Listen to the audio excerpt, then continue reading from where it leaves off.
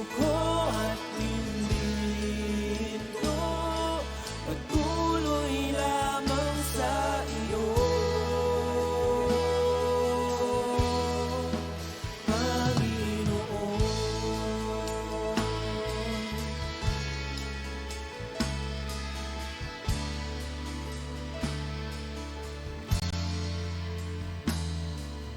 Ikaw ang aking paglilingkuran, kahit saan dalhin. Ikaw ay lagi kung susundin, anuman ang suliranin. Lahat ay aking kakayanin, pagkat ikaw ay kapiling. Subukin man ng panahon, mananatili sa'yo, Panginoon.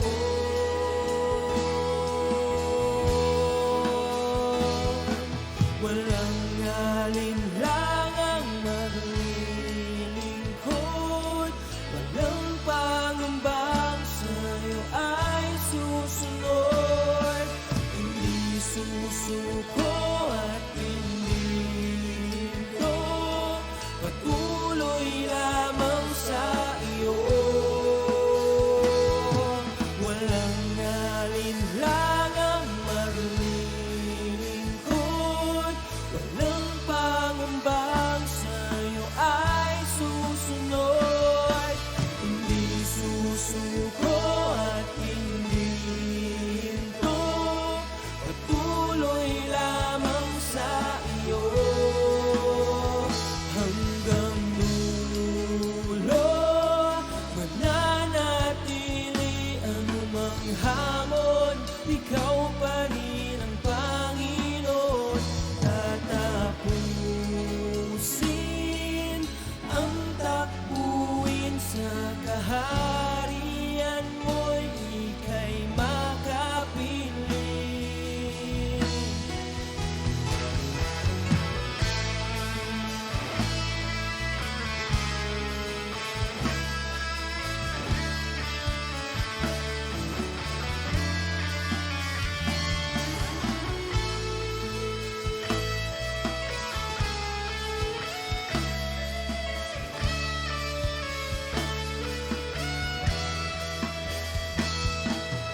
Walang alinlangang maglilingkod, walang pangamba sa'yo ay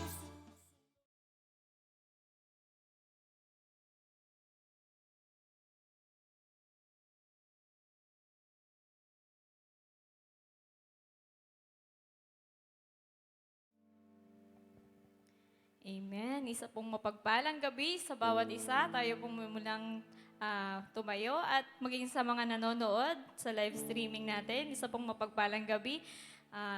Inaanyayahan ko po na kayo po'y sumabay sa aking panalangin.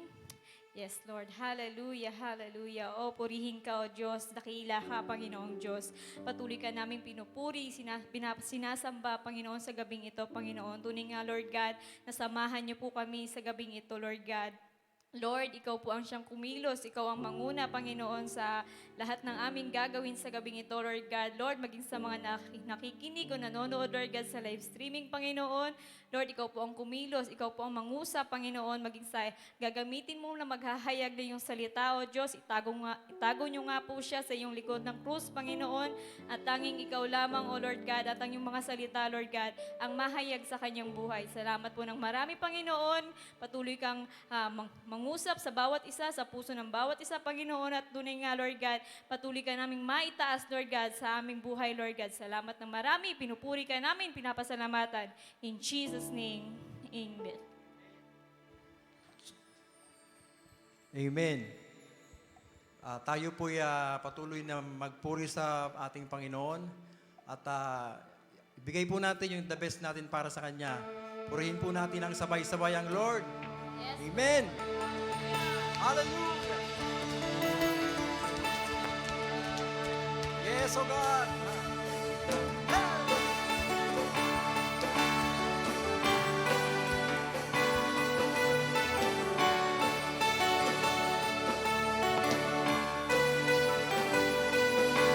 Halina't purihin ang Diyos.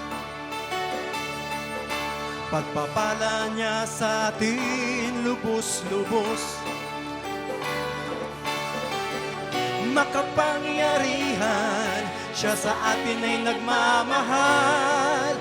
Halina't siya ay pasalamatan. Halina't purihin ang Diyos. Pagpapala niya sa atin lubos-lubos. Makapangyarihan, siya sa atin ay nagmamahal. Halina't siya ay pasalamatan. Dakilang Diyos Yes, O Lord. At Panginoon, maghari ka sa lahat ng panahon. Ang ngalan mo ay luwalhatin. Ikaw lamang ang sasambahin. Halina't purihin ang Diyos. Halina't purihin ang Diyos. Pagpapala niya sa atin lubos-lubos. Makapangyarihan, siya sa atin ay nagmamahal. Halina't siya ay pasalamatan. Dakilang Diyos Yes, O Lord. At Panginoon, maghari ka sa lahat ng panahon. Ang ngalan mo ay luwalhatin.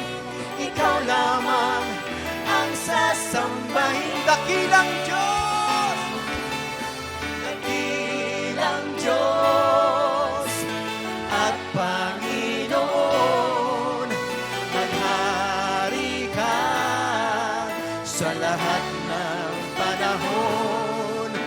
Ang ngalan mo ay luwalhatin. Ikaw lamang ang sasambahin. Ikaw lamang ang sasambahin. Ikaw lamang ang sasambahin. Ikaw lamang. Ikaw lamang ang sasambahin. Amen. Hallelujah.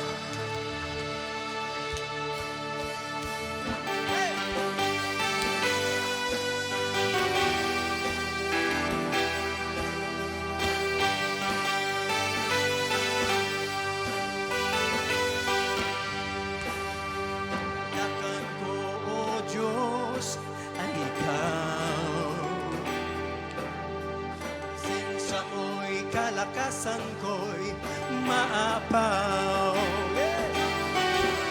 Kahit na may problema, ay kayang-kaya ko.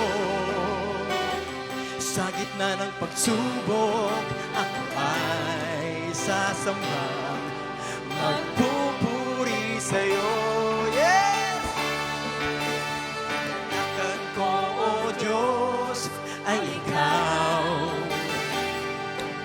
Sa presensya mo'y kalakasan ko'y maapaw. Kahit na may problema, ay kayang-kaya ko. Sa gitna ng pagsubok, ako ay sasamba, magpupuri sa'yo. Yes! Ako ay sasayaw sa'yo, sasambahin ang ngalan mo. Kahit pinipigilan ay di papayag na tatahimik lang, laging magbababad sa'yo. Sa piling mo, Panginoon, pinapawisan ay okay lang. Makapiling ka lang. Kagalakan mo. Kagalakan ko, O Diyos, ay ikaw. Yes. Sa presensya mo'y Kalakasan ko'y umaapaw. Kahit na may problema, ay kayang-kaya ko. Sa gitna ng pagsubok, ako ay sasamba, magpupuri sa'yo. Ako ay sasayaw sa'yo, sasambahin ang ngalan mo. Kahit binipigilan ay di papayag, na tatahimik lang, laging magbababad sa'yo. Sa piling mo, Panginoon, kahit pinapawisan ay okay lang. Makapiling ka lang. Ako ay sasayaw sa'yo, sasambahin ang ngalan mo. Kahit pinipigilan ay di papayag, na tatahimik lang, laging magbababad sa'yo. Sa piling mo, Panginoon, kahit pinapawisan ay okay lang. For the last time, ako ay sasayaw sa'yo. Ako ay sasayaw sa'yo, sasambahin ang ngalan mo. Kahit pinipigilan ay di papayag, na tatahimik lang, laging magbababad sa'yo. Sa piling mo, Panginoon, kahit pinapawisan ay okay lang. Makapiling ka lang, okay lang. okay lang. Makapiling ka lang, ay okay lang. Ay okay lang. Makapiling ka lang. Amen! Yes, oh God!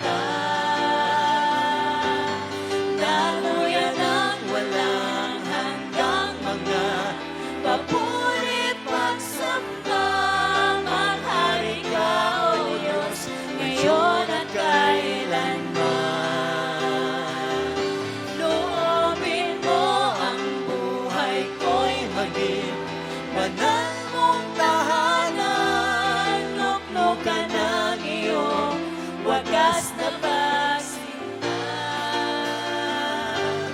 Daluyan ng walang hanggang mga papurit pagsamba, maghari ka, O Diyos, ngayon at kailanman. Loobin mo ang buhay ko'y maging banal mong tahanan, luklukan ng iyong wagas na pagsinta.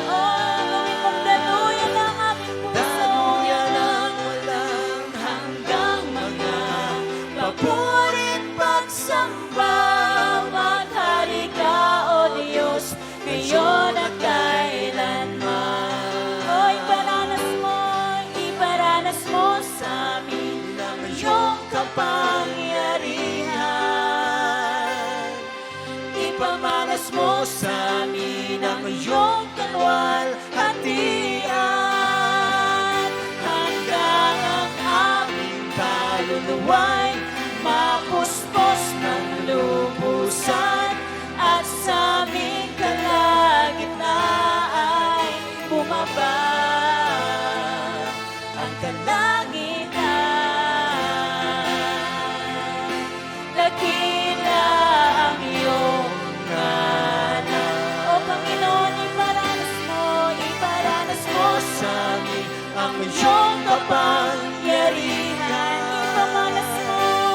Ipamalas mo sa amin ang iyong kalwalhatian.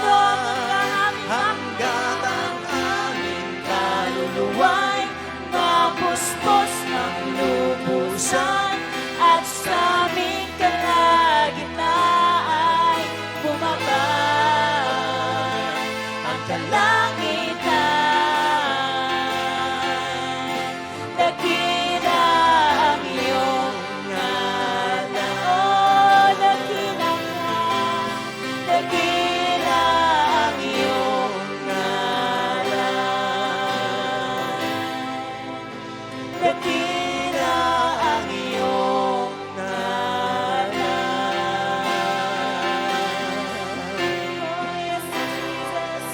Oh, dakila ka, O Diyos. Oh, paranas mo ang iyong presensya sa gabing ito, O God. Tunay nga, O Diyos, kami po'y naririto sa iyong harapan. Patuloy na dumudulog sa iyo, Panginoon. Patuloy na nagpapakumbaba, O Diyos. Tunay nga, Panginoon, patuloy namin ibinibigay sa iyo, Panginoon, ang aming puso, ang aming pagpupuri, Panginoon. And Lord, let it be a pleasing aroma before your throne, O God, sa gabing ito, Panginoon. Lord, we continue to invite your presence in this place, O God. Continue to open the heavens and pour out your spirit, your presence, O God. And even, O God, every portion, Panginoon, na kailangan ng iyong mga anak, O God, we will receive it tonight, Panginoon.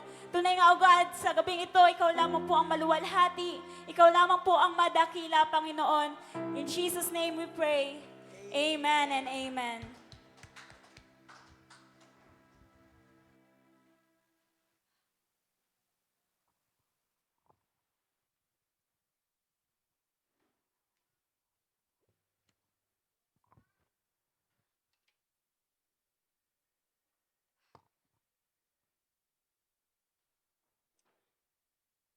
Magandang gabi po sa bawat isa. Parang isa lang po kasama ko, dalawa. Magandang gabi po sa bawat isa. Amen. Maging sa kasama po namin sa live streaming, magandang gabi po sa bawat isa. And handa na po ba tayo na makinig ng salita ng ating Diyos sa gabi pong ito? Amen. Parang isa lang din ang ready. Amen. Katulad nga po ng napag-usapan natin nung Sunday, dapat ready po tayo sa bahay pa lang. Ready na po tayo kung ano yung ibibigay ng Panginoon na salita sa bawat isa sa gabi pong ito. Kaya tayo po'y magsimula na. Ihanda po natin ang ating mga Bible, ang ating notebooks, maging ang ating puso po sa salita po ng ating Diyos. Amen. So sa gabi pong ito, patuloy pa rin po tayo sa theme po natin na Pure Hearts. And ang pag-uusapan po natin sa gabi pong ito, pinamagatan ko po siyang Pursue Purity in Heart. So, ayun nga po, patuloy nga daw po nating i-pursue. Kumbaga, lagi natin siyang naisin, lagi natin siyang goal na magkaroon po tayo ng purity sa puso natin. So, himay-himayin po natin yung word na purity. Ano po ba ang ibig sabihin ng purity o pure? Example po, itungma po natin siya sa isang bagay. Pag sinabi pong pure, ano pong naiisip natin? Water. Pag yung bagay na yun tinawag na pure, ano bang meron siya? Ibig sabihin, di ba po, malinis, di ba? Freedom from contamination. Kumbaga, pwede mo siyang i-take, pwede mo siyang gamitin kasi malinis siya. Parang sa tubig. Pag sinabing pure, pwede mo siyang inumin. Pag sa isang pagkain, pag pure, pwede mo siyang kainin, di ba? Pag yung sa isang plato na malinis, na pure, pwede mo siyang gamitin, di ba po? So, ganun po yung meaning ng purity pagdating sa bagay. Pero pagdating po sa buhay natin, pag tinugma po yung word na purity, yun po ang ibig sabihin nun ay, it describes who you are and what you do. So, itong purity daw po, pag nilatag siya sa buhay natin, ibig sabihin po nito is paano daw po tayo namumuhay and paano po yung pag-uugali natin, sino ba tayo. And mas makikita po itong purity sa buhay natin once po na wala tayong kasama o walang nakatingin sa atin. Katulad po nun, kila Bishop, makikita talaga na namumuhay tayo in purity kung kahit wala si Bishop, wala si Rev, di ba po, ginagawa pa rin natin yung kalooban ng Panginoon. So, yun ang ibig sabihin po ng purity. So, sa panahon po na to, ngayon, lagi po ba natin naririnig yung word na purity o pure? Di ba, parang andalang na, hindi siya katulad ng TikTok, pag sinabing TikTok, alam na ng tao. Di ba, na parang, ay, TikTok, ganito yan, yung app yan na ganito. Pero pag sinabing pure or purity, parang hindi na siya famous, hindi na siya popular na salita. Kaya iba, minsan, mababaw lang yung meaning nila sa pure or purity. Pero ayun nga po, ang purity po, isa po yun sa napakahalagang aspect ng buhay natin na dapat nilalakaran natin bilang isang Kristiyano. And dapat po, kahit na hindi siya trending sa mga tao, 'di ba, sa panahon po natin, dapat sa atin po mismo alam natin paano po ba muhay ng dalisay sa harapan po ng ating Panginoon.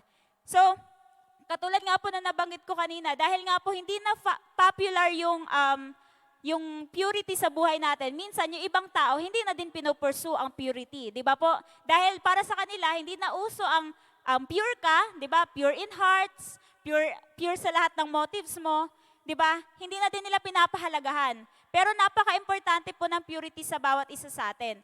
So yung pag-pursue po sa purity o yung pamumuhay na may kadalisayan, mahirap siya. So, ang binigay po na illustration sa akin ng Panginoon para ma-pursue natin yung purity. Parang, alam niyo po yung sa falls, yung sa tuktok, yung pabagsak mismo, tas nandito ka, di ba parang, pag lumangoy ka papunta dito, kumbaga, against dun sa tide o sa flow ng water, ano pong nararamdaman natin? Di ba mahirap lumangoy? Parang nadadala ka ng alon pabagsak. Ganon po yung buhay natin ngayon, sa pagdating po sa pag-pursue natin sa purity, na parang katulad tayo ng isang tao na lumalangoy na nandito na tayo sa bangin.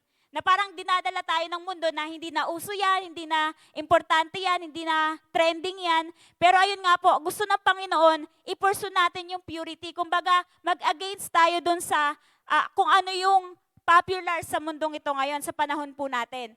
And, ayun nga po, yung iba, sa kanila po parang yun nga, hindi nga nila nakikita yung kahalagahan. Pero meron po kahalagahan yung purity sa buhay natin. And makikita po natin yan sa Psalms chapter 24 verse 3 and 5. So lagi po natin tong naririnig. Ito po ang mga kumbaga benefit na makukuha natin once na namuhay tayo ng dalisay sa harap ng Panginoon. Kumbaga kung habang nagkakaroon tayo ng pure hearts, ito po yung nagiging benefit po natin. Sabi po dito sa verse 3. Patingin nga po ng verse 3. Verse 4 po pala yung nalagay ko dito. Ayan, nagsabi na lang po dito sa verse 4, who shall ascend the hill of the Lord, and who shall stand in His holy place? Ayun. Who shall ascend the hill of the Lord, and who shall stand in His holy place? So sabi po sa verse 4, those who have clean hands, di ba po? And a pure heart. So pag ang sabi po dito sa verse 4, pag daw tayo po ay may dalisay na puso, ano po una nating mararanasan o benefit natin? We can stand in His holy place and ascend the hill of the Lord. So ibig sabihin, makakapasok po tayo freely sa presence ng ating Panginoon. And ano po ba ang meron sa presence ng ating Panginoon? Alam po ba natin ano yung mga nare-receive natin sa presence ng Lord? Di ba nandun yung peace, nandun yung strength, lahat ng mga bagay na meron tayo o kakulangan na meron tayo, nare-renew every time we are in the presence of the Lord. And sino po ang gusto makaranas nun? Amen. Nais po nating maranasan. Pero ayun nga po, bago tayo makapasok freely sa presence ng ating Panginoon, ito po ang requirement sa atin ng ating Panginoon. We have to have a pure heart. And ang pangalawang benefit po na matatanggap natin once we have pure heart, sabi po dito sa Matthew chapter 5 verse 8, Blessed are the pure in heart, for they shall see God. So kung sino daw po ang may dalisay na puso, siya yung makakakita sa ating Panginoon. He will enter, he will see God. Di ba po? Nais po natin na maranasan ang presensya ng Panginoon at makita siya sa lahat ng bagay na meron tayo kung nandun po tayo sa season ng buhay natin na naghihirap tayo. If we have that pure heart, di ba po, makikita natin yung ginagawa lagi ng Panginoon sa buhay natin. And, ayun nga po, so simula po nung March, di ba, pagpasok pa lang ng March, parang ang dami na nating nalaman about purity. So lahat po ba yun, pag iniisip natin na gagawin natin, i-apply natin, madali po ba maging pure sa harapan ng ating Panginoon? Madali po ba magkaroon ng dalisay na puso sa harap ng ating Panginoon? Di ba mahirap po, lalo na sa panahon po natin na ang daming natitrigger, ang daming nagtitrigger, di ba po? Ang daming dahilan para hindi ka magkaroon ng pure heart. Pero ayun nga po, ang nais po ng Panginoon is i-pursue natin yung purity ng puso po natin sa harapan niya. And ano po ba yung kailangan nating gawin? So meron po akong 3 dito na paraan para po ma-maintain natin yung purity sa buhay natin. So, ang number 1 po, para po ma-maintain natin ang pure heart sa buhay natin is get a new heart. So, sabihin po natin sa ating katabi, get a new heart. Amen. Sabihin natin sa sarili natin, get a new heart. Amen. So, ang puso po natin, nung nangyari po yung fall of man, nung na-fall po si Adam and Eve, hindi lamang po yung relasyon natin sa Panginoon yung na-corrupt ng sin, but even our hearts, di ba po, na-corrupt siya. So ang puso natin, di ba, yung nature ng tao, naging sinful siya. Impure na siya sa harapan ng ating Panginoon. And katulad nga po, di ba, nang nabanggit nila Paul dati na kahit anong gawin niyang maganda, hindi niya magawa-gawa kasi parang nakatikala siya sa sin, sa paggawa ng sin. And ayun po, yun yung, kumbaga yun yung effect na po dahil po yung puso ng tao is impure na sa harapan ng ating Panginoon because of sin. So ano po ba yung character ng puso ng tao? Basahin po natin sa Proverbs chapter 4 verse 23. Sabi po dito, keep your heart with all vigilance, for from it flow the springs of life. So sabi po dito, kailangan daw po natin bantayan yung puso natin. Bakit po? Kasi doon po nagsisimula yung buhay. Ito po yung bukal ng buhay natin. So, tayo po mismo ang responsable kung ano po yung estado ng puso natin. Kung malungkot ang puso natin, hindi natin pwedeng sabihin na, ay, si ganito ang dahilan kung bakit ganito yung puso ko. Kasi ganito yung nangyari sa akin, kaya ganito ang puso ko. Hindi po ganun. Dapat tayo po mismo. Kaya sabi po dito, keep your heart with all vigilance. So sino po ang magbabantay sa puso natin? Hindi po yung kapitbahay natin, hindi yung kamag-anak natin, kundi tayo. So, sabi din po dito sa Jeremiah chapter 17 verse 9, the heart is more deceitful than all else and is desperately sick. Who can understand it? So ang sabi po, ang puso daw po ng tao, dahil nga po sa sin, ito po ay deceitful o mapanlin lang. So ang puso natin, minsan lagi niyang ilipaparamdam sa atin na, ay gusto mo tong bagay na to, kailangan mong kunin to. Ay gusto mo tong bagay na to, i-pursue mo to. Kahit na against siya dun sa gusto ng Panginoon, yun yung ginagawa ng kaaway. Dahil nga po sa sin, di ba po, nakokorrupt niya ng mabilisan yung puso natin. And ayun nga po, nai-inject ng kaaway kung ano yung mga bagay na hindi talaga kalooban ng Panginoon. And ayun nga po, unaware tayo na nadideceive na tayo mismo ng puso natin. Na parang akala natin, ito talaga yung gusto natin, pero yun pala ang gusto ng kaaway na gawin lang po natin. And sabi po dito sa Matthew chapter 15 verse 19, "For out of the heart come evil thoughts, murder, adultery, sexual immorality, theft, false witness, and slander." So saan daw po nanggagaling yung masasamang bagay? Sabi po dito, "For out of the heart come evil thoughts." So, yung katulad ng sinasabi ng mga tao na mag-ingat ka kasi ang dami ng masasamang tao sa paligid. Di ba? Lagi nilang sinasabi na nasa paligid natin yung kasamaan, yung danger. Pero ang sinasabi po ng verse na to, hindi po sa paligid natin yung kasamaan nagsisimula, kundi sa puso po ng tao. Nagkakaroon lang po ng danger sa paligid natin dahil yung mga tao sa paligid natin, punong-puno po ng kasamaan, punong-puno ng evil thoughts. Kaya po, kailangan, ito po ang sinasabi ng Panginoon sa Proverbs 4 na kailangan nating bantayan kasi mabilis siyang atakihin ng kaaway. Mabilis siyang injekan ng kaaway ng mga maling bagay. And ayun nga po, nagiging unaware tayo na yun na pala yung nagiging actions natin. Yun po yung character ng human heart after po tayo makorrupt ng sin. So paano tayo mamumuhay, 'di ba? Kung ganun yung puso natin, paano tayo magkakaroon ng dalisay na puso? Kung ganun na yung puso natin. Basahin po natin sa Ezekiel chapter 36 verse 26. Sabi po dito, "And I will give you a new heart, a new spirit I will put within you, and I will remove the heart of stone from your flesh and give you a heart of flesh." So sabi po dito, "I will give you a new heart." Sino po ba ang nagsasalita dito? Di ba po? Ang Panginoon. So kung ang puso po natin ay punong-puno ng galit, kung ang puso po natin ay puno ng inggit, puno ng problema, kalungkutan, pwede po nating i-surrender sa ating Panginoon and He will give us a new heart. So ano ba yung new heart na to? Itong heart na to, it is brought about by God, granting a new heart to sinners. So ito po ay free na binibigay ng Panginoon sa lahat po na nangangailangan, sa mga nais po na magkaroon ng pure hearts. So free to na binibigay ng Panginoon. Hindi siya nagre-require na, ay kailangan ganito yung level ng degree mo, kailangan ganito yung income mo para ma-receive mo tong, ma-redeem mo tong heart na to. Hindi po. Once we desire na magkaroon tayo ng pure heart, God will freely give this new heart sa buhay po natin. And this new heart frees us from the bondage of sin and immorality. So itong puso na binibigay po ng ating Panginoon, ito po yung tutulong sa atin na makawala po tayo doon sa katulad nga po, di ba, nung kila Paul, na kahit anong gawin nila, kahit gano'n nila kagustuhin yung isang bagay na maganda, nagagawa nila is mali. Hindi na natin mararanasan yun dahil sa panibagong puso na binigay po sa atin ng ating Panginoon. A heart that gives us new desires for what is righteous, beautiful, and good.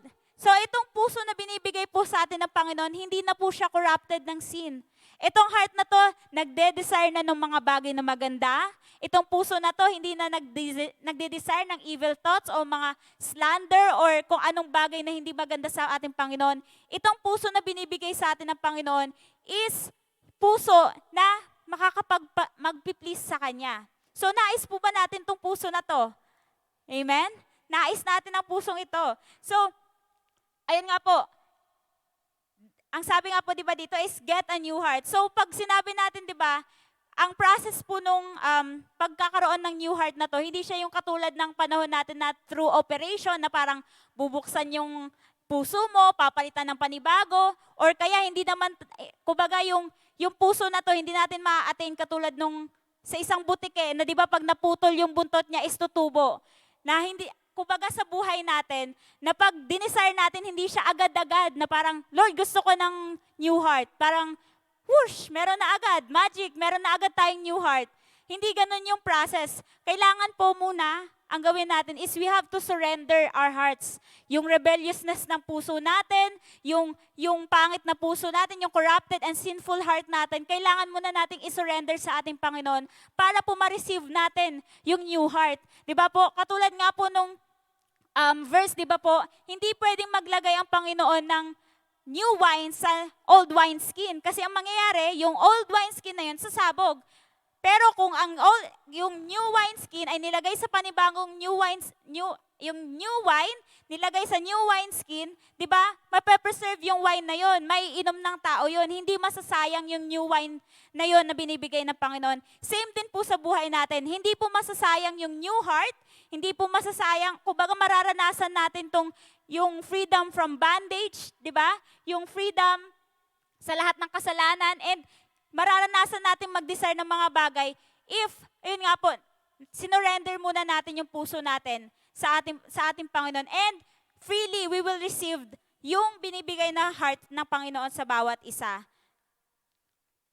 Amen? So ano po yung una para ma-maintain yung purity sa buhay natin? Number 1 is, get a new heart. So, hindi po natin kaya na magkaroon ng panibagong buhay. Kahit ilang operation ang gawin natin, kahit ilang bukas, ilang beses palitan yung puso natin, hindi tayo magkakaroon ng pure heart sa sariling kakayanan natin. It is only through God's power, the Holy Spirit's power working in us sa buhay po natin. Yun po yung number 1. So pangalawa, to maintain purity in heart, we have to love what God loves. Amen? So mahalin daw po natin kung ano yung mahal ng Panginoon. Diba? Paano ba natin malalaman kung ano yung nais ng Panginoon?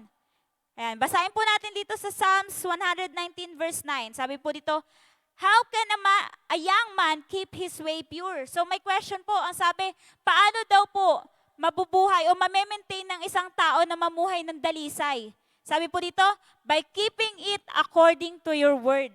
So para daw po magkaroon tayo ng dalisay na pamumuhay, kumbaga para magkaroon tayo ng pure heart, kailangan daw po mamuhay tayo o kumbaga lagi nating ginagawa yung salita ng ating Panginoon. Di ba po? And sa salita ng Panginoon, doon natin malalaman ano yung mga kagustuhan niya, ano yung mahal niya. Di ba? At sa salita po ng ating Panginoon, doon po natin malalaman kung ano din yung mga bagay na nagpapalungkot sa Kanya. Ano yung mga bagay na nagpapagalit sa Kanya. Di ba? Sa Old Testament, madami po. Lagi pong sinasabi ng Panginoon, ano yung mga bagay na ayaw niya. At ano din yung mga bagay na nagpi-please sa Kanya. So ang Panginoon, kumbaga open siya. Lagi niya sinasabi ko ano yung gusto niya na makita sa bawat isa sa atin. Kaya hindi na tayo kailangan na manghula na, ay baka gusto ng Lord ng ganito, baka kailangan kong gawin to para ma-please si Lord. Hindi na po natin kailangan hulaan ng ating Panginoon dahil sa salita pa lang po niya, malalaman na po natin kung ano yung magpapalugod sa Kanya. Amen? So, sabi po dito, by meditating upon His Word, you can know what God loves and what God hates. Keeping God's Word means that you know it, think about it, and obey it. So, yun nga po, hindi lang basta nababasa natin, di ba? Hindi lang basta nasa sa ulo natin, kundi dapat nakikita sa actions natin. And katulad nga, di ba, yung love what God loves, yung word na love, hindi lang siya basta word. Kumbaga, pag sinabi mo tong word na love, meron siyang kalakip na actions. Amen? So, kung ano yung kagustuhan ng Panginoon, example, ang kagustuhan ng Panginoon is mahalin mo yung kapwa mo, mahalin mo yung kaaway mo, yun na din yung magiging puso natin. Amen? Kung ang puso ng Panginoon, humayo tayo, di ba? Mag-expand yung church, yun din ang magiging puso natin, we will obey. Pag ang gusto ng Panginoon na ipadala tayo sa mga lugar na kailangan tayo, di ba? Kung saan tayo dapat, yun din yung nanaisin natin kasi yun na yung puso na meron tayo. And in that way, di ba po, kumbaga ma-maintain natin na magkaroon ng pure heart. Kasi nga po, dahil nga yung kagustuhan natin is naaalay na dun sa kagustuhan ng Panginoon. Kaya nagiging pure na tayo sa harapan ng ating Panginoon. Amen? So yun po yung pangalawa. Ano po ulit yung una? To maintain purity in heart, first we have to get a new heart. Pangalawa po, we have to love what God loves. And pangatlo na kailangan nating gawin in order for us to maintain purity sa buhay natin. Sabi po dito, number 3, control yourself. Amen. Sabihin po natin sa sarili natin, control yourself, Ayan, sabihin po natin yung pangalan natin. Control yourself. So, para daw po magkaroon tayo ng dalisay na puso o dalisay na pamumuhay sa harapan ng ating Panginoon, kailangan po natin gawin to. We have to control ourselves. Pag sinabing control ourselves, we have to set boundaries, we have to set limits, we have to restrain ourselves. Sa aling bagay? Saan natin i-restrain yung sarili natin? Sa mga bagay na magko-contaminate sa puso natin. Example, sa isang puting damit. Puting-puting damit, di ba? Hayaan mo ba nasisiksik ka sa masikip na lugar, sa maalikabok na lugar? Di ba? Hindi po. Minsan nga meron tayong kaugalian na pag puti yung damit mo, or puti, ay iyon, katulad po nun, puting sapatos. Di ba?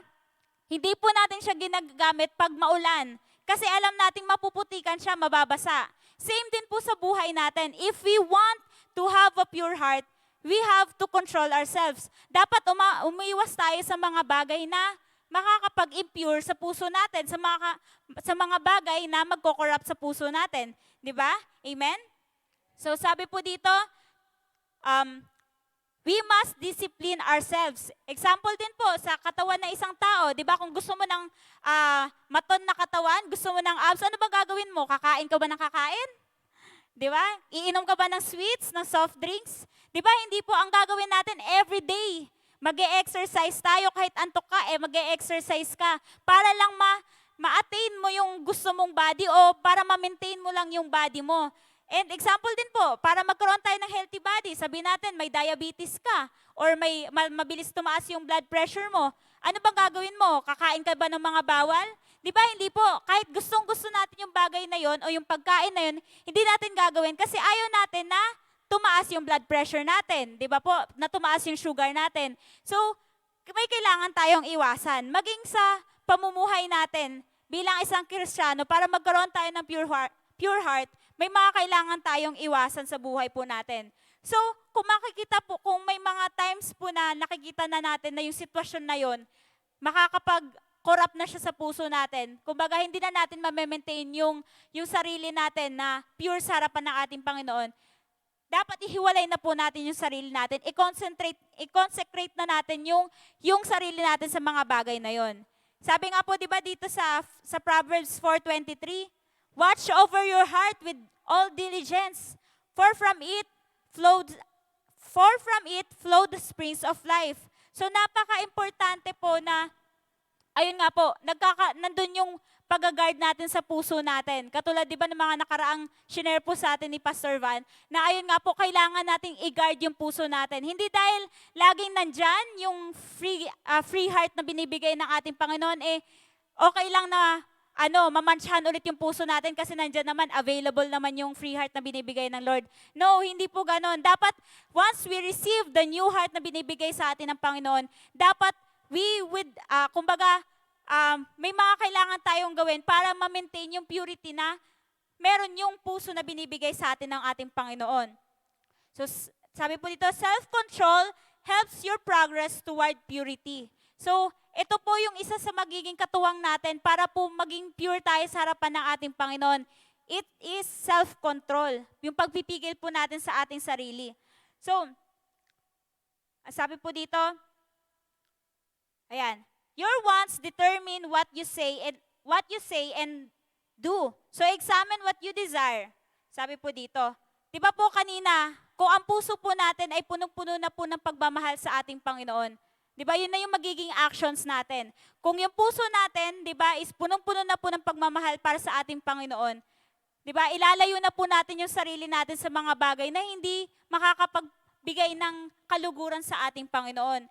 So, if we do love God and hate what God hates, we should control ourselves. Amen? So, we have to apply maximum effort to attain and maintain purity sa buhay natin. Katulad nga po ng sinabi ko kanina na illustration, mahirap siya na mag-against the tide ka. Lalo na sa panahon po natin, mag-against tayo sa sinasabi nila na hindi na importante ang purity o pure heart sa panahon po natin. Diba? Hindi po siya madali. Pero ayun nga po, nais ng Panginoon na nandun pa rin po tayo sa buhay natin, na kinokontrol pa rin natin yung sarili natin, na dinidesire pa rin natin yung kagustuhan ng ating Panginoon. And sabi po dito, This journey towards purity is not something to be taken lightly or carelessly. Strive toward what is pure and good and flee from what is not.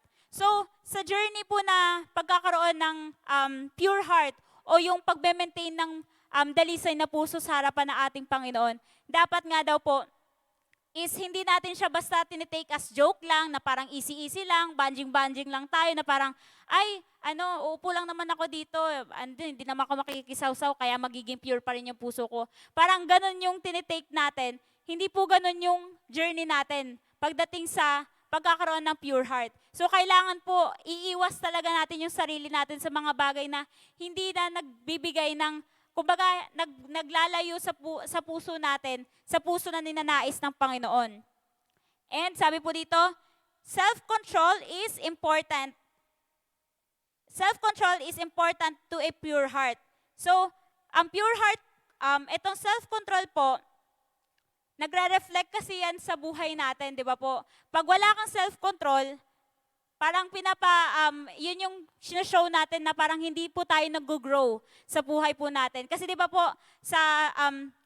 sabi po sa Galatians 5, di ba po, ang isa sa fruit of the Holy Spirit is self-control. So kung wala tayo, kung bagsak po yung self-control sa buhay natin, di ba parang doon natin maaasa sa sarili natin na may kulang pa po sa atin bilang isang Kristiyano. And isa nga po to sa mga kailangan natin para lang ma-maintain yung purity sa buhay natin. Napakahirap, di ba po, magkaroon ng self-control, lalo na pag parang ang daming nagtitrigger sa'yo. Ang daming mga bagay na katulad po nun, pag may mga problema ka, hindi mo kayang i-control yung sarili mo na hindi ka ma-stress, hindi ka magalit. Kasi yung nangyayari sa'yo is nakakagalit talaga. Nakakawala siya ng purity sa puso natin. Pero katulad po ng sinabi po dito, let us strive hard. Kumbaga, let us take the extra mile para lang po ma-maintain yung purity sa buhay natin. Na kahit ano pong ginagawa ng kaaway para hindi ma-maintain, para makorap yung puso natin, let's continue to pursue yung purity po na nais ng Panginoon sa buhay natin. Na makita niya po yung kadalisayan sa buhay po natin. So, we must do our part. So kanina, di ba po, verse 1, sa number 1, God has given us a new heart. So, free na. Si Lord, ito na yung part niya eh. Kumbaga, binibigay niya na yung bagong heart na to. And ano yung part natin? Ito pong number 2 and 3. We have to love what God loves and we have to control ourselves. Lagi po dapat na pag ginagawa ng Panginoon yung part niya, dapat gawin din po natin yung part natin. Kumbaga, para mamuhay tayo ng dalisay sa harapan ng ating Panginoon, nandyan lagi yung help ng Panginoon sa atin eh. He will strengthen us to live in purity. Pero kung tayo mismo, di ba po, lagi nating nine-neglect yung chance na binibigay sa atin ng Panginoon to live pure before His sight. Di ba, parang mawawalang bahala yung pure heart na yun. Parang laging nasasayang yung pure heart na yun kung hindi natin ginagawa yung part natin. Kaya po sa buhay po natin, wag natin laging sabihin na, Lord, gusto ko ng pure heart, gusto ko pong mabuhay ng dalisay sa harapan mo, gusto ko maging pleasing. Lagi na lang desire, pero asan po yung actions natin, di ba? Dapat nakikita sa actions natin. Amen? Katulad nga po dito, if yung puso natin is puno na po ng pagmamahal sa ating Panginoon, magre-reflect siya. It will flow at makikita po sa ating actions. If we truly loves the Lord, yung magiging action natin is, ayun nga po, gagawin natin yung mga bagay na magpapalugod sa Kanya. If we want to have a pure heart, di ba, yung magiging actions natin is pure sa harapan ng ating Panginoon, pleasing sa harapan ng ating Panginoon. So, sa ating conclusion po, striving for and maintaining purity affects all aspects of your life. So yung pag-maintain po ng purity sa buhay natin, hindi lamang po sa Christian life lang may effect, kundi sa lahat ng bagay po natin. So hindi lamang po natin siya ma-apply sa church, maging nasa work tayo, kahit na stressful na environment natin, kahit stressful na yung nangyayari sa atin, magkakaroon pa rin tayo ng pure heart. Di ba po? Kahit na nasa labas tayo, pasakay tayo ng jeep, kung talagang maintain natin yung pure heart, di ba? Doon din ma-apply natin yung kadalisayan na puso. So lahat po ng aspeto ng buhay natin magbe-benefit dito sa pagkakaroon ng pure heart. pagkakaroon ng pure heart. So sabi po dito, a pure heart will show in your thoughts, your words, your choices, attitudes, relationships, and more. So itong pagkakaroon po ng pure heart, katulad nga po dito, it affects all aspects of our lives. Makikita po siya the way tayo kumilos, the way tayo makipag-usap, di ba? Nakikita po siya kahit ano po yung mga attitude na, na pinapakita natin sa tao. Malalaman po ng tao na, ay, itong tao na to, dalisay ang puso nito. Di ba? Nais po ba natin ng gano'n na pag nakita lang nila tayo, masasabi nila na, ay, dalisay ang puso ni sister, dalisay yung puso ni brother, kasi ganito siya makipag-usap, ganito siya makihalubilo, di ba? Kumbaga, kahit nandun tayo sa times na tinitrigger na tayo ng kaaway, kumbaga, pinoprovoke tayo ng kaaway para magkaroon ng pangit na salita, pangit na gawain, but if we continue to pursue purity, di ba po, nag-glorify po natin ang ating Panginoon. And let us always remember, di ba? Lahat po ng, kumbaga, lahat ng mga nilalatag ng Panginoon na command sa buhay natin. Katulad po nito, na magkaroon tayo ng pure heart. Hindi lang basta binigay ito ng Panginoon na command. Kumbaga, lagi siyang may kapalit na promise. Lagi siyang may kapalit na benefit sa buhay natin. Katulad nga po ng nabanggit ko kanina po sa verse, di ba po, ng Psalms and Matthew, na once we have pure heart, we can freely enter into the presence of the Lord. Na walang, kahit anong pagod na meron ka, anong problema na meron ka, hindi na yun maghihinder sa'yo na pumasok sa presence ng Panginoon. Kahit na ano yung past sins na meron ka, yung future sins na meron ka, o yung kasalanan na nagawa mo ngayon, basta we desire na magkaroon ng new heart, di ba po, ng pure heart, makakapasok po tayo sa presensya ng ating Panginoon. Mararanasan natin yung fullness ng presence niya. And we can see God in every situation na meron tayo. Di ba po? Kasi di ba sa panahon po natin, ang dami na pong, dahil nga po ang daming problema, hindi na nila nakikita na may Diyos pa, na may Diyos na kayang tumulong sa kanila, may nagmamahal sa kanila. But dahil meron tayong pure heart, kahit na gaano pa po kagrabe yung problema na meron tayo, makikita pa rin natin yung pagkilos po ng Panginoon sa buhay natin. Dahil nga po, meron tayong dalisay na puso sa harapan ng ating Panginoon. Amen? So ano po yung tatlo na kailangan natin gawin para ma-maintain yung purity sa buhay natin, sa puso natin? First, we have to get a new heart. New heart na nanggagaling sa ating Panginoon. And pangalawa po, we have to love what God loves. So kahit na hindi ka mahal-mahal yung tao na yun, basta mahal yun ng Panginoon, mamahalin natin siya. Amen? And pangatlo, we have to control ourselves. We have to set boundaries, limits, para po ma-maintain natin yung purity natin. This is our part. Hindi na po kayang gawin ng Panginoon na iiwas tayo sa mga bagay na pangit kung tayo mismo is pumupunta na doon sa mga bagay na yun. So tayo po mismo, para mawala tayo para hindi tayo makontaminate ng sin, we have to control ourselves. We have to abstain, restrain ourselves na hindi tayo magkasala sa harapan ng ating Panginoon. Amen? So may na-receive po ba tayo sa ating Panginoon sa gabing to? Amen? Kaya tayo po ay tumayo at tayo po ay manalangin sa ating Panginoon. Yes, hallelujah. Oh yes, Lord Jesus. Yes, oh God, hallelujah.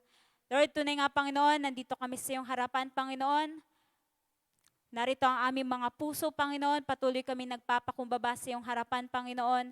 Tunay nga, Panginoon, patuloy naming sinosurrender ang aming mga puso, Panginoon, sa iyo, O God. Tunay nga, O God, ang puso na meron kami, Panginoon, is mabilis makorrupt ng sin, Panginoon. Mabilis, Panginoon, na magkaroon ng impurity, O God.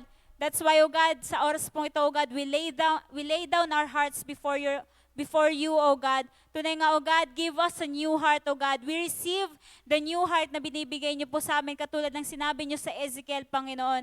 Lord, we want this heart, Panginoon, na punong-puno ng desire na mga bagay na nais mo, Panginoon. Na ang puso, Panginoon, na nagnanais, Panginoon, ng mga magagandang bagay, Panginoon. Ang puso, Panginoon, na tunay nga, O God, frees us from the bondage of sin, from sin, O God, and corruption, Panginoon. Lord, we want this new heart na binibigay niyo po sa bawat isa, O God. Lord, tunay nga, Panginoon, right now, O God, ilagay niyo po sa puso ng bawat isa, O God, to to surrender, O God, every rebelliousness, Panginoon, this rebellious heart, Panginoon, yung pangit na puso na meron kami, O God. And Lord, in exchange, Panginoon, we receive the new heart na binibigay niyo po sa bawat isa, O God. Lord, tunay nga, O God, we cannot maintain, O God, we cannot pursue purity, O God, purity in heart, O God, purity sa pamumuhay namin, O God, if sa mananangan kami, Panginoon, sa aming kalakasan, O God. Lord, right now, O God, yes, O God, patuloy kaming, hallelujah, yes, O God, patuloy kami, Panginoon, nananalig sa iyo, Panginoon. Lord, we depend on you, Panginoon, para, O God, mabuhay kami, Panginoon, ng dalisay sa iyong harapan, Panginoon. Lord, sa bawat kakulangan na meron kami, O God, Lord, patawarin niyo po ang bawat isa, Panginoon. Kung yung buhay namin, Panginoon, hindi po nagiging pure, Panginoon. Kung ang aming salita, Panginoon, na hindi nagbibigay ng kaluguran sa iyo, God, ang aming kaisipan, ang aming ginagawa, Panginoon, lahat ng ito, Panginoon, kung hindi nagbibigay ng kaluguran sa iyo, God, Lord, patawarin niyo po kami, O God. Lord, make us worthy, O God, na ma-receive, Panginoon, ang new heart na binibigay niyo po sa amin, O God. And Lord, we receive that strength, Panginoon, na tunay nga, Panginoon, matayuan namin itong pamumuhay na nais mo, Panginoon, na, yes, O God, mapursu namin ang purity sa buhay namin, Panginoon. Lord, tunay nga, Panginoon, sa bawat pagsunod namin sa iyo, Panginoon, lahat ito, Panginoon, lahat ng ito, Panginoon, magkakaroon ng benefit sa buhay namin, Lord. And tunay nga, O God, katulad ng pagkakaroon ng pure heart, Panginoon, isa sa mga nagiging benefit nito is malaya kaming makakaranas na yung presensya, Panginoon. And Lord, we desire that, Panginoon. We want to enter into your presence, O God, freely, O God. We want to experience your presence to its fullness, Panginoon. Na tunay nga, Panginoon, sa lahat ng aming gagawin, saan man kami mapunta, Panginoon, ay mararanasan namin at makakapasok kami sa iyong presensya, Panginoon. That we will see you in every situation na meron kami, Panginoon. Lord, thank you, O God, sa gabing ito, O God. Thank you, O God, sa iyong salita, Panginoon. And Lord, we thank you for the new heart na Panginoon, na patuloy niyong binibigay sa bawat isa, O God, maging sa strength, Panginoon. Lord, tunay nga, O God, ang aming buhay, Panginoon, ay magbigay ng kaluguran sa iyo, Panginoon, sa bawat salita at ginagawa namin, Panginoon. Ito'y magbigay ng ngiti sa iyong mga labi, Panginoon. Lord, tunay nga, Panginoon, nabubuhay kami, O God, to please you alone, O God, na ikaw lamang po ang mapapurihan, Panginoon. Salamat, O God, sa gabi ito. Salamat sa iyong presensya, Panginoon. Sa iyo namin binibigay, Panginoon, ang lahat ng papuri, ang lahat ng pasasalamat, Panginoon. In Jesus' name we pray. Amen and amen.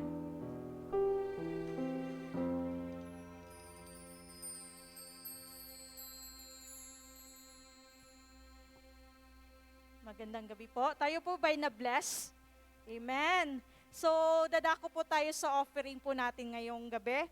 So, sabi nga dito sa 2 Corinthians chapter 9, verse 7, ang bawat isa ay dapat magbigay ayon sa sariling pasya, maluwag sa loob at di napipilitan lamang, sapagkat iniibig ng Diyos ang kusang nagbibigay ng may kagalakan. So, dito po, di ba po, kung tayo po, ang sabi po dito, nabanggit po dito, ang ibig po sabihin dito is tayo po ay magbibigay ng kusang loob po. Kasi po, kahit po konti lang po yung, kung meron po tayo, so kailangan po natin, ibalik po dapat ang nararapat po sa Panginoon. So, yung mga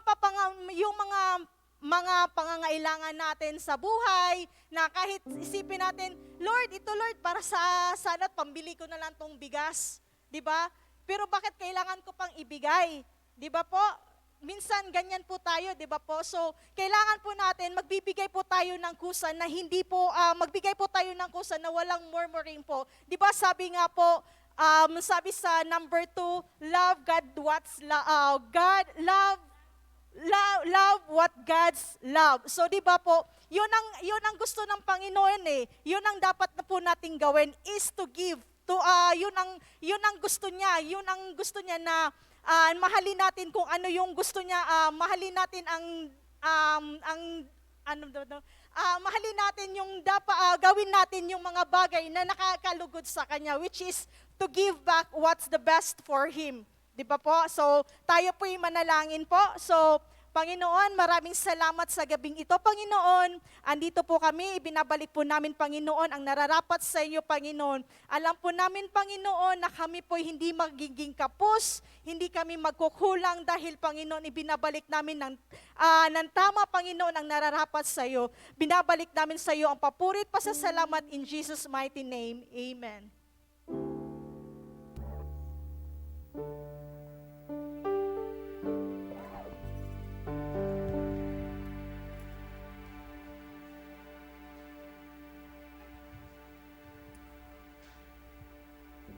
Amen. Tayo po'y tumayo at tayo po'y patuloy na umawit po sa ating Panginoon. Ibigay po natin sa Panginoon lahat ng papuri at pasasalamat. Sa iyo ang papuri at pasasalamat, aming Diyos.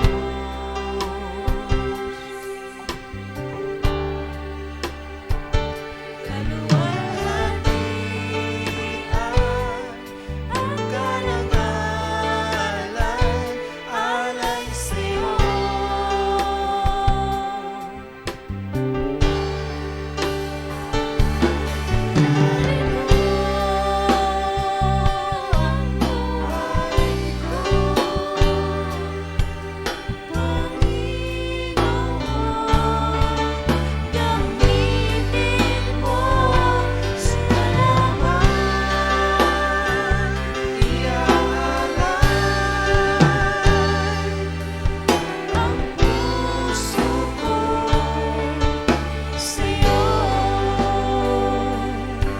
Yes, Lord, pag-ikay kasama. O ano ang ligaya na darama?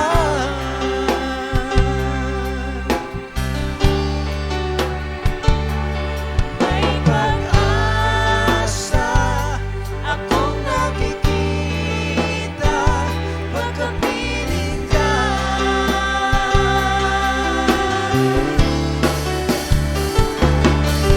Ang buhay ko, Panginoon, gamitin mo sa iyo lamang iaalay. Ang puso ko'y narito, ang buhay ko, Panginoon, gamitin mo sa iyo lamang iaalay. Ang puso ko sa iyo, ang puso ko sa iyo, ang puso ko sa iyo.